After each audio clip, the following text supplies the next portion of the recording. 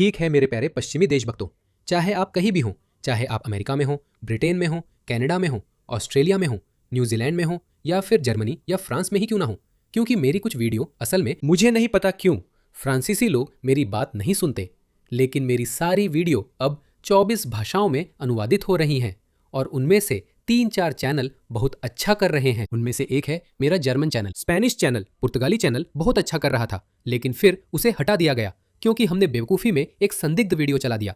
जो मज़ेदार बात है कि मुझे मेरे मुख्य अकाउंट पर सिर्फ एक चेतावनी मिली, लेकिन उस अकाउंट के लिए क्योंकि वह छोटा था उसे पूरी तरह से बंद कर दिया गया। तो जान लीजिए, मुझे नहीं लगता कि हमें पुर्तगाली चैनल वापस मिला, लेकिन वह अच्छा कर रहा था। मेरी बात सभी पश्चिमी देशभक्तों से है, चाहे आप कहीं भी हो। आपको थोड़ा दूर से देखना होगा और आपको जो कुछ भी भू राजनीति या घरेलू राजनीति में हो रहा है उसे सभ्यता के नजरिए से देखना होगा। ठीक है, क्यों आपको यह आदमी याद है? या जस्टिस क्लार्क गोरे, हर हाई कोर्ट जज गोरे, लॉर्ड एडवोकेट गोरे, सोलिसिटर जनरल गोरे, चीफ कांस्टेबल गोरे, हर डिप्टी चीफ कांस्टेबल गोरे, हर असिस्टेंट चीफ कांस्टेबल गोरे, लॉ सोसाइटी प्रमुख गोरे, फैकल्टी ऑफ एडवोकेट्स के प्रमुख गोरे, हर जेल गवर्नर गोरे। और सिर्फ न्याय व्यवस्था ही नहीं, मुख्य चिकित्सा अधिकारी गोरे, मुख्य नर्सिंग अधिकारी, मुख्य पशु चिकित्सा अधिकारी और सामाजिक राष्ट्रपति सलाहकार तीनों गोरे हैं। देश की ज्यादातर ट्रेड यूनियनों का नेतृत्व भी गोरे ही करते हैं। स्कॉटिश सरकार में हर निदेशक जनरल गोरे है, हर सार्वजनिक निकाय के हर अध्यक्ष गोरे है। तो कुछ लोग इसे इतिहास का सबसे बड़ा नस्लवादी भाषण बताते हैं। ठीक है, वह शिकायत कर रहा है कि यहां इतने गोरे लोग क्यों हैं, इतने गोरे लोगों के पास ताकत क्यों है। स्कॉटलैंड की 97% आबादी गोरी है, शायद यही वजह है। लेकिन आप स्कॉटलैंड के फर्स्ट मिनिस्टर हैं, जो उस देश का सबसे ऊंचा सार्वजनिक पद है। हमें उन्हें बुरी नीयत वाला नहीं समझना चाहिए, वे वैसे नहीं हैं। वे पश्चिम के लिए हानिकारक हैं, लेकिन बुरी नीयत वाले नहीं हैं। वो खुद को गलत नहीं मानते, जो भी करते हैं अपनी जाति या समुदाय के लिए करते हैं। उनका अपना समुदाय मुस्लिम है और यही मेरी थ्योरी का मुख्य बिंदु है। हर एक संस्कृति अपने अस्तित्व के लिए सबसे अच्छा तरीका खोजने की कोशिश कर रही है, जो भी उनके अपने समुदाय के लिए सबसे अच्छा समाधान है वह उसे अपना लेगा। मैं आपको ये क्यों बता रहा हूं? क्योंकि इस वीडियो को देखिए, इसी आदमी हमजा यूसुफ द्वारा बनाए गए इस प्रचार वीडियो को देखिए। वो एक और नस्लवादी ब्रिटिश मुस्लिम सांसद के साथ मिलकर मुस्लिम इम्पैक्ट फोरम नाम की चीज शुरू कर रहे हैं। नाज शाह, आगे उसके बारे में बताऊंगा। मुस्लिम इम्पैक्ट फोरम अप्रैल में इस्तांबुल में आयोजित होगा, ऐसे समय में जब हमारे चारों ओर की दुनिया और भी अस्थिर महसूस हो रही है। वो अस्थिर क्यों है? वह सही है। हमारे समाज में कई अलग अलग घटक हैं और ये सभी अलग अलग घटक नियंत्रण पाने और अपने अस्तित्व के लिए सबसे उपयुक्त रास्ता खोजने में लगे हैं। एक रूप समाज के दिनों में यह आर्थिक नीति, स्वास्थ्य नीति हुआ करती थी। वामपंथ बनाम दक्षिण पंथ की बात थी, क्योंकि वह दायरा छोटा था और सभी हिस्से एक जैसे थे, अधिक अस्थिर भी नहीं थे। अब उसमें कुछ और अलग अलग घटक जोड़ दें, जैसे बहुसांस्कृतिकता, मुसलमान और भारतीय या अन्य संस्कृतियां। अब जब वे संस्कृतियां आती हैं, वे जाहिर है कि अपने अस्तित्व के लिए सबसे अच्छा तरीका ढूंढेंगे, है ना? और वही तो वो कर रहा है। वह पश्चिम या मंच के उद्देश्य को लेकर चिंतित नहीं है, ना ही वह नया मंच बना रहा है या कुछ कह रहा है। मुसलमान पश्चिमी सभ्यता का उपयोगी और अभिन्न हिस्सा कैसे बन सकते हैं? नहीं, वह ऐसा नहीं कर रहा है। वह कह रहा है कि हम मुसलमानों पर हर तरफ से हमला हो रहा है और दुनिया और भी ज्यादा अस्थिर होती जा रही है। लेकिन यही वजह है कि दुनिया और भी ज्यादा अस्थिर होती जा रही है, क्योंकि आप ये सब कर रहे हैं। हर कोई अपने ही हितों को देख रहा है और इससे पूरी पश्चिमी सभ्यता को नुकसान हो रहा है। बस इतना ही। सुनो, जो वो कहता है उसे सुनो, देखो। उसे स्कॉटलैंड या ब्रिटेन या पश्चिमी देशों की कोई चिंता नहीं है। उसे सिर्फ अपने कबीले, मुस्लिम कबीले के अस्तित्व की चिंता है। इसे देखो। तो हमें अब एकजुट और साथ रहना होगा, पहले से कहीं ज्यादा। पूरी दुनिया में हम तनाव, और अनिश्चितता का सामना कर रहे हैं और मुस्लिम समुदायों के सामने आने वाली चुनौतियां ये अलग थलग नहीं है, हमारा जवाब भी अलग थलग नहीं रह सकता। आइए अपनी ताकतों को संगठित करें। आइए हम एक मजबूत मोर्चा बनाएं। हम मुसलमान एक बड़ा सक्रिय हिस्सा। पश्चिमी सभ्यता में हम आगे बढ़ेंगे। हम ऐसे काम करेंगे जो हमारे अस्तित्व के लिए सबसे उपयुक्त तरीका होगा। हम गृह मंत्रालय में पहुंचेंगे और संयुक्त राष्ट्र को प्रभावित करेंगे। इसलिए वह पूछ रहा है कि सब इतने गोरे क्यों हैं? हमारे पास और अधिक शक्तिशाली पदों पर अधिक मुसलमान क्यों नहीं है? क्योंकि मुसलमानों को अपने अस्तित्व के लिए सबसे अच्छा तरीका निकालना होता है जो उनके अस्तित्व को सबसे अच्छी तरह सुनिश्चित करे। और यह बिल्कुल ठीक है दोस्तों, ये बिल्कुल ठीक है। यही वजह है कि मैं कह रहा हूं कि हमें इन लोगों को बुरी नीयत वाले लोगों के रूप में देखने की जरूरत नहीं है। वे वही कर रहे हैं जो उन्हें करना चाहिए, यानी अपनी दृष्टि में अपने अस्तित्व को सुनिश्चित करना। तो सवाल ये है, पश्चिम कब समझेगा कि ये अलग अलग समूह हैं जिनके अपने अपने हित हैं और जो पश्चिमी सभ्यता के हितों से मेल नहीं खाते? पश्चिम नहीं चाहता कि उनके हित सबसे आगे हों, यानी गाजा, ये और शरिया, और उन प्रथाओं की और अनुमति देना जिन्हें हम यहाँ स्वीकार्य नहीं मानते, जैसे और बुरके और मस्जिदें और सड़कों पर नमाज और लाउड स्पीकर पर अजान, वो अल्लाह अकबर की आवाज़ें। यही वो चाहते हैं, लेकिन हम ऐसा नहीं चाहते। हमारे हित अब अलग हो गए हैं, तो वे वही कर रहे हैं जो उन्हें करना चाहिए। मेरा कहना यह है, पश्चिमी लोगों, तुम्हें वही करना चाहिए जो तुम्हारे लिए सबसे अच्छा हो, यानी तुम्हें अपने अस्तित्व को सुनिश्चित करने का सबसे उत्तम तरीका खोजना चाहिए। यही फोरम में हुआ था, यही उन्होंने फोरम में कहा था। इस पर ध्यान दो। मुस्लिमों का कर्तव्य है कि हम सिर्फ साल भर के समाचार चक्र को देखकर योजना ना बनाएं। सिर्फ ताजा हंगामे पर प्रतिक्रिया देना हमारा काम नहीं है। जैसे कोई ताजा हंगामा, कोई मुस्लिम ने कुछ उड़ा दिया या किसी को चाकू मार दिया, या अब हम देख रहे हैं कि दूसरी तरफ से भी जवाब आ रहा है, तो वो कह रहे हैं नहीं नहीं नहीं, आपकी नजरें दूर के बड़े लक्ष्य पर होनी चाहिए, यानी 50 साल आगे के भविष्य पर। हाँ, मुझे लगता है वो यही कहने वाले हैं। यही वह जगह है जहां ध्यान होना चाहिए, क्योंकि हमारा अंतिम लक्ष्य इस्लाम, मुसलमानों और हमारे समुदाय का अस्तित्व और सर्वोच्चता है।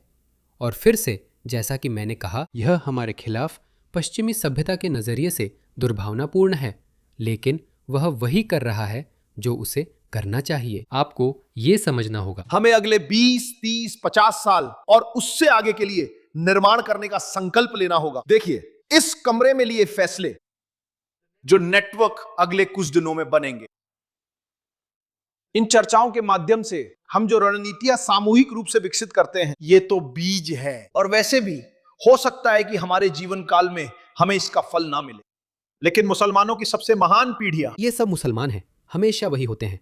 पश्चिमी लोगों का जिक्र कभी नहीं होता। जानते हैं क्यों? क्योंकि ये सब मानसिकता का मामला है। मुस्लिम कबीला मेरा कबीला नहीं है। मैं खुद को मुस्लिम नहीं मानता, मैं नहीं हूं, मैं खुद को ऐसा नहीं देखता, और मुझे खुद को भूरे, काले या सफेद कैटेगरी में रखना पसंद नहीं है। मैं खुद को ऑस्ट्रेलिया का नागरिक और पश्चिमी दुनिया का समझदार नागरिक मानता हूं। मेरी राय में, और मैं इसमें विश्वास करता हूं, वो जाहिर तौर पर ऐसा नहीं मानते, और उन्हें मानने की जरूरत भी नहीं है। ये मानव द्वारा बनाई सबसे महान सभ्यता है, जहां मेरे जैसे लोग एक वाकई तीसरी दुनिया के पिछड़े देश से आकर भी एक शानदार जीवन बना सकते हैं। मुझे ये पसंद है, तो मैं देख सकता हूं। मैं ऐसे देखता हूं, वह नहीं। इसलिए हमारे हित टकराते हैं। हमें इसे समझना चाहिए, क्योंकि गोरे लोग अब भी नजरअंदाज कर रहे हैं। क्या ये दुखद नहीं है? बेचारा मुसलमान, ये इस्लामोफोबिया है, इसलिए चुप रहो। जितनी देर हम इसे टालेंगे, उतना ही कठोर इलाज करना पड़ेगा। हम अभी कुछ सख्त फैसले ले सकते हैं, या बाद में और भी सख्त फैसले लेने पड़ेंगे। सारी वो भयानक सोचे। मैं एक डॉक्यूमेंट्री देख रहा था। असल में मैं वो बात पूरी कर लूं। आइए इस पर ध्यान केंद्रित करें। उन्होंने अल अंडालुस नहीं बनाया, बीज गणित, खगोल शास्त्र और चिकित्सा का विकास नहीं किया। अल अंडालुस, देखिए कितने गर्व से, माफ कीजिए मुझे इसका जिक्र करना पड़ा। देखिए उसने कितने गर्व से अल अंडालुस का जिक्र किया, जो स्पेन था जिसे मुसलमानों ने उपनिवेशित किया था। वे अपने उपनिवेशीकरण को गर्व से स्वीकार करते हैं, और फिर वे ब्रिटिश लोगों को अपने देशों को उपनिवेश बनाने के लिए शर्मिंदा करते हैं, क्योंकि उनका उद्देश्य स्पष्ट है। वे इसे अपनी सभ्यता के नजरिए से देख रहे हैं, जो है इस्लाम, यानी इस्लाम की सर्वोच्चता। मुसलमान, हमें मुसलमानों का ख्याल रखना है, यही उन्होंने कहा। इस पूरी बात का मकसद यही है कि हम मुसलमानों को एक साथ आना है, एकजुट होना है। लेकिन दोनों लोग यही पैदा हुए हैं, वो स्कॉटलैंड में पैदा हुए हैं, वो इंग्लैंड में पैदा हुई है। असल में उनके पूर्व पति ने उनका शोषण किया था। ये वही महिला नाशा है जिसके बारे में मैं आगे और बताऊंगा। इसी ने कहा था, ग्रोम की गई लड़कियां, यौन शोषण की शिकार ब्रिटिश लड़कियां, विविधता के नाम पर चुप रहे। उस वक्त मुझे यह मालूम नहीं था, मैं कह सकता हूं, पर यह बहुत बेरुखा है, बेवकूफ़ी भरी टिप्पणी है। लेकिन मैं समझ सकता हूं कि वह एक मुस्लिम है, इसलिए वह नहीं चाहती कि उनके समुदाय पर कोई आंच आए, इसी वजह से वह ऐसा कह रही है। लेकिन इसे और भी बुरा बना देता है यह कि उनके पति ने उनका शोषण किया था और उन्हें बचाया गया था। वो उसी माहौल में रह रही थी। उनके पति भी मुस्लिम थे, जो सामान्य था। फिर उन्होंने ऐसा कहा। जानते हैं क्यों? क्योंकि उनका इस्लाम के प्रति समर्पण महिलाओं या नारीत्व के प्रति उनके समर्पण से ऊपर है। बस यही है। देखिए वे कितनी दृढ़ और प्रेरित है। देखिए जब फैसले लेने की बात आती है तो वे कितनी दूरदर्शी है। क्या अच्छा है, वे हर चीज को देखते हैं। मैं कह रहा हूं, दारुल इस्लाम और दारुल हर्ब। इस्लाम दुनिया को दो हिस्सों में बांटता है, दारुल इस्लाम यानी इस्लाम का घर, और दारुल हर्ब युद्ध का घर। इन सब बेवकूफ़ों के लिए आप इस्लाम के हिसाब से युद्ध का घर है, चाहे वे इसे समझे या नहीं। मामला यह है कि वे कबीलों के लोग हैं, जैसे बाकी सब लोग हैं, और वे अपने ही कबीले के हितों की रक्षा कर रहे हैं। अल अंडालूस, उन्होंने बीज गणित, खगोल शास्त्र और चिकित्सा का विकास सिर्फ चुनावी चक्रों में सोचकर नहीं किया। उन्होंने वे संस्थान भी सिर्फ चुनावी चक्रों में सोचकर नहीं बनाए जिन्होंने यूरोप के अंधकार युग में मानव ज्ञान को संरक्षित रखा। उन्होंने सदियों में सोचकर काम किया, और हमें भी उसी तरह सोचना होगा। हमें अपनी खुद की कहानी लिखने के लिए तैयार रहना होगा।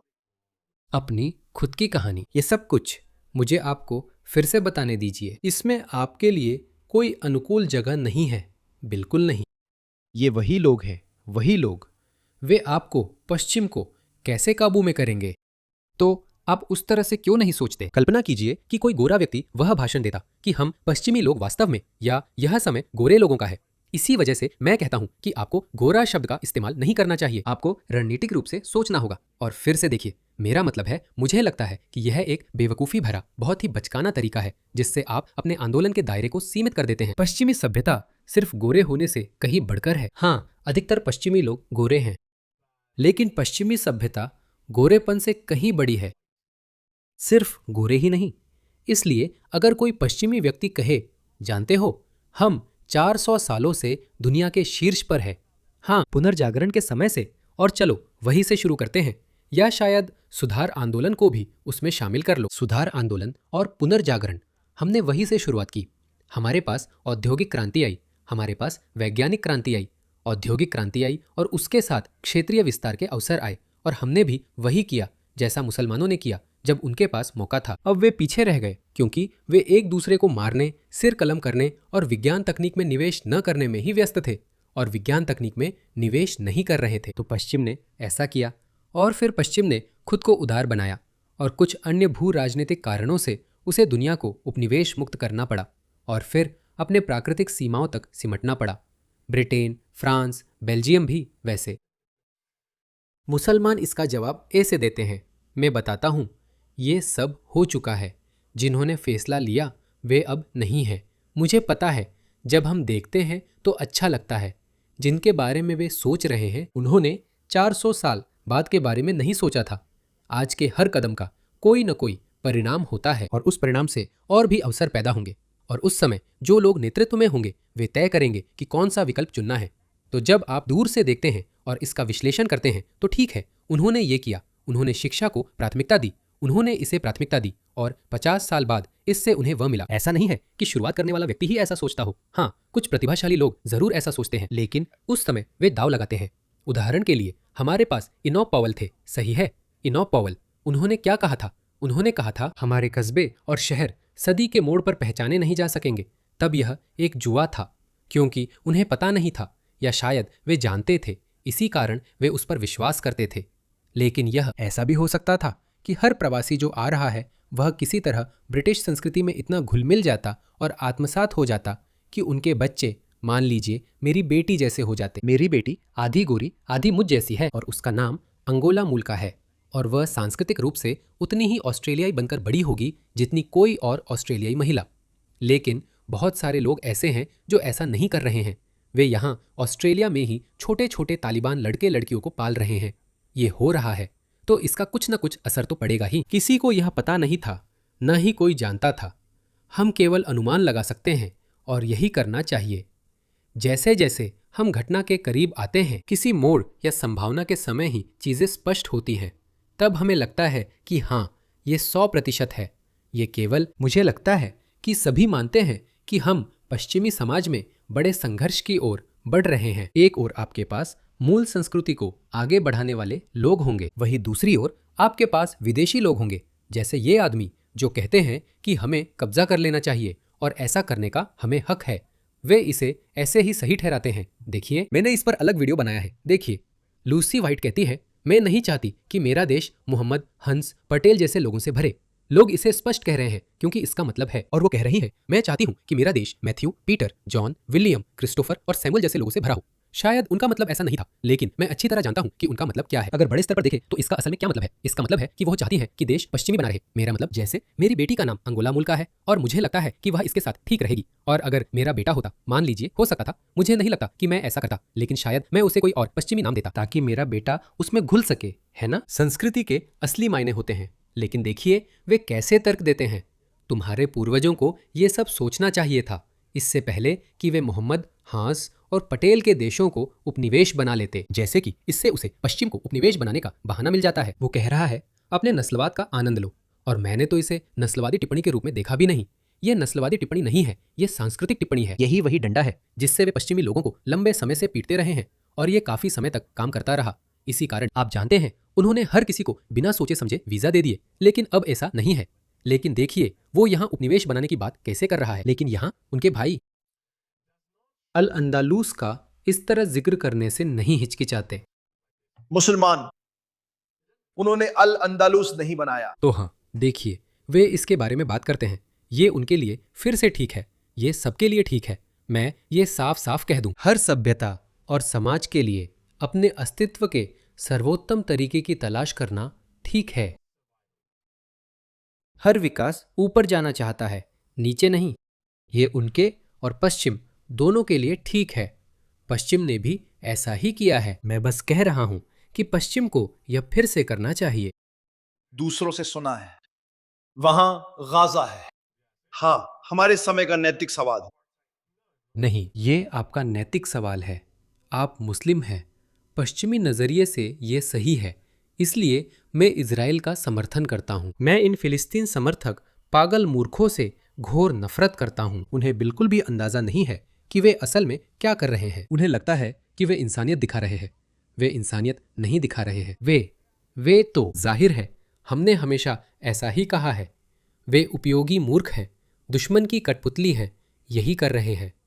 मुझे ये कहानी सुनाना अच्छा लगता है, माफ कीजिए, करना ही होगा।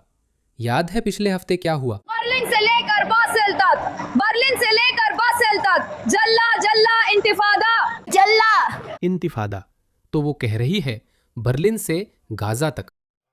इंतिफादा, इंतिफादा। और कुछ ही पलों बाद उन्हें वही मिला जो वे चाहते थे।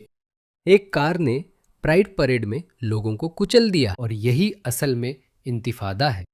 इसीलिए मैं इन लोगों पर हमेशा दबाव डालता रहा हूं। जैसे जवाब दो, वे नहीं देते क्योंकि उनका मुस्लिम एजेंडा है और वही फॉलो कर रहे हैं। आप वेस्ट का एजेंडा कब अपनाएंगे? मैं अपने साथ होने पर बहुत खुश हूँ। शानदार दोस्त नाशा एमपी। अगर आपने नहीं पढ़ा, सुना, खरीदा, सम्मानित किया तो कुछ मिस कर रहे हैं। ये है वो। तो वह भी वहां थी। वे सब अपनी ताकतें इकट्ठा कर एकजुट हो रहे हैं और ये असंभव नहीं है दोस्तों, ये असंभव नहीं है। आपको ये समझना चाहिए। वे अपने जीवन के तरीके को बचाए रखने के लिए काम कर रहे हैं।